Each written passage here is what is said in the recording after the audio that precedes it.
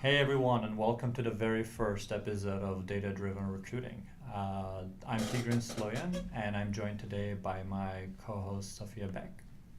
Hello, I'm excited to be here. Since it's our first episode, we will talk about what data driven recruiting is and why it matters. Exactly. So I think a lot of people, when they hear data-driven recruiting, and if they've done some research on it, think of it as like, hey, measure funnel metrics, look at, how many people come to the top of the funnel, how many people go through it, and try to optimize that funnel.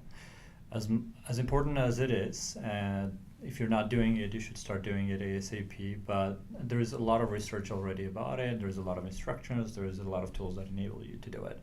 As part of this podcast, what we're going to be focusing on is how do you actually measure skills? How do you measure ability? How do you measure personality?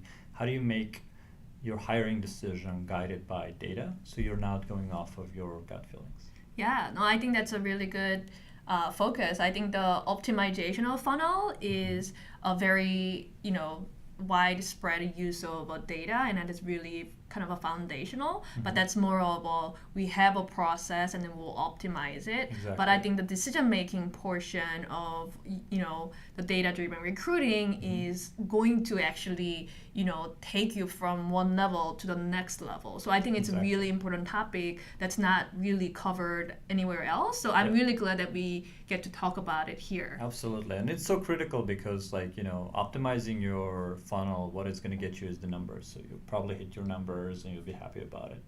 But if the quality of your decisions are not sound, what you're going to end up is like a top down problems from, your culture, not hiring the right people, the time you spend talking to the wrong people, and just eventually the revenue and the success of the company. So it's like a very critical topic that's just not talked about enough. So I'm glad we're getting into it. Yeah, and I think there are two parts in that decision making as well. The one is, really tracking whether your decision was the right decision and can we actually improve the decision making portion of it. And I think the second part is like making those decisions based on concrete quantitative data, and the quality of data really determines how good of a decision you can actually make. So I'm excited to talk more about how do you quantify and gather those data, the highest quality data you can have, so that you can make good decision around it. Exactly. So I think the way, if you just think about what happens today, right? So you start with a resume review. There's usually like a bunch of resumes come in. And as you go through those resumes, you're sort of going off of your like, hey, do I like this person? Do I not like it? Is there a keyword? Did they go to the same school that I went to?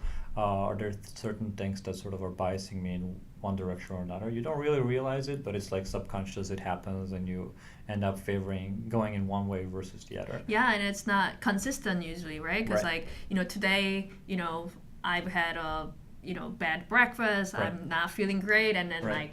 I feel like I'm not being strict enough, and then I go just really hard on Right. those screening versus not, as well as that's kind of a part where I cannot really scale beyond myself, right? Because the consistency is gonna suffer even more when we try to scale that process. And there is that research, which is like, it's funny you've mentioned lunch, is that they've tracked judges, right? They tracked decisions of judges, the ones that were done before lunch and after lunch, and they showed that judges before lunch tend to be way more harsh on the same situations, whereas That's if interesting. they do it after lunch, they seem to go easier. So Yeah. there is a lot of that subconscious situation that happens based on your mood that you don't really realize. Right. Well, I mean, at the end of the day, we're human, and that's why we're trying to make conscious effort to use data to guide our decisions instead of just going with it. Exactly. Right. And there's really like three main things that you can like benefit from by like making your process more data driven. The first one is like you obviously are going to miss out on people that are actually qualified and good for you, and you're just screening them out at the resume stage, right? These days, you talk to recruiters, you talk to hiring managers, the first thing they're going to tell you is, oh my God, we can't find enough qualified candidates. And then you ask them, so how are you evaluating them at the very, very beginning? They're like, well, we look at the resume and we just cut out 90% or 95%. Yeah, and I hear statistics like that, in multiple benchmark reports on recruiting that, especially for inbound candidates, like 80 to 90% of candidates are rejected at the resume Right. portion. So it's not about there aren't enough candidates, but maybe we are not using the right measures to identify who's qualified versus not. Exactly. And then the second one is that those who you pass forward and you move forward with aren't usually the ones that are qualified. So you end up spending an incredible amount of time. Your recruiters talk to them, your hiring managers talk to them, then you do an on-site. At the end of the day, you decide to pass on them. And the conversion rates are not great, as we know from the optimization part of data-driven recruiting. And the amount of time that gets wasted, where if you could have had some more objective measures earlier in the process, you could just save all of that time that you're going to waste on candidates who you ultimately don't end up hiring. Yeah, and I think there is another kind of going back to like knowing what was the objective measure of the quality of a candidate. If we don't have that, even if we go through so many candidates, we might not learn how we can actually fix that problem. Yeah. Like, yeah. Exactly. And then finally, the third one being around diversity, because as we said in the beginning, right? So like most people tend to like others that are like themselves. Like familiarity breeds, comfort. Right, and that's the just human nature. Exactly. We like something familiar. We know I am good and I went to this school, so somebody else who went to that school must be good. And I think that's a kind of the logical connection we make in our head, although it might not be, purely unbiased one. Exactly, and it's not even just school. School is the obvious one, but like a lot of the times it's everything from the way their name sounds, the way their like the hometown sounds, where they came from, what they do. Every single little detail that's, you might have some sort of a bias against, starting with the resume review, ending with interviews. I mean, there's a lot of research around the types and shapes of faces that we consider to be trustworthy, or the types that we like, the types that we don't like, which is incredible, but like, we don't realize it.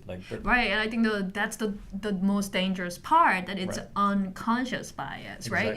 It's not like we're trying to be very judgmental about those things, but that really sits in our consciousness, like underneath what we can tell, and then like actually guides our decision.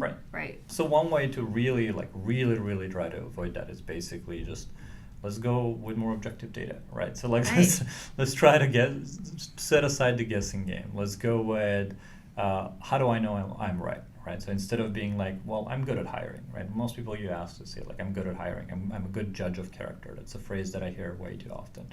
Right. And I always say I'm not.